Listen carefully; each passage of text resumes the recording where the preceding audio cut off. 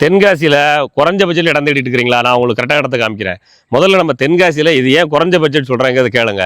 நம்ம பஸ் ஸ்டாண்டுலேருந்து ஒரு 2 kilometre 3 kilometre தள்ளி தான் வேல்ஸ் வித்யாலயா ஸ்கூல் இருக்குது. அங்கனக்குள்ள சென்ட் 10 லட்ச ரூபா சொல்கிறாங்க.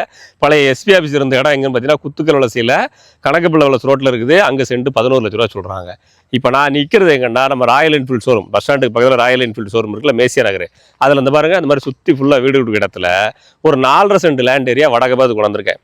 அப்படின்னா நான் பஸ் ஸ்டாண்டுக்கு பக்கத்தில் இருக்கிற நான் வந்து 15 லட்சம் தான் சொல்லணும் உங்கள்கிட்ட. ஆனால் என்ன செய்யறேன்னா 10 லட்ச ரூபாய் தர்றேன். இப்படி நம்ம தென்காசியை சுற்றி நாலாகரையோ அண்ணா நகரில் 15 லட்சம், அங்கே 15 லட்சம், இங்கே 10 லட்சம் வித்துட்டு இருக்கிறப்போ நான் உங்களுக்கு பஸ் ஸ்டாண்டுக்கு பக்கத்தில் ஒரு 1/2 கிலோமீட்டர் டிஸ்டன்ஸ்க்குள்ளார ஒரு இடம் வடக்க பார்த்த இடம் அப்ரூவ்டு பிளாட்டை கொண்டு வந்திருக்கேன். வாங்க பார்ப்போம். இந்த இருக்க இந்த வீட்டுக்கு ஏத்தாப்புல இந்த பிளாட்டு தான் 27 அடி முகப்போட 4.5 சென்ட் இடம் வடக்க பார்த்து அமைஞ்சிருக்கு.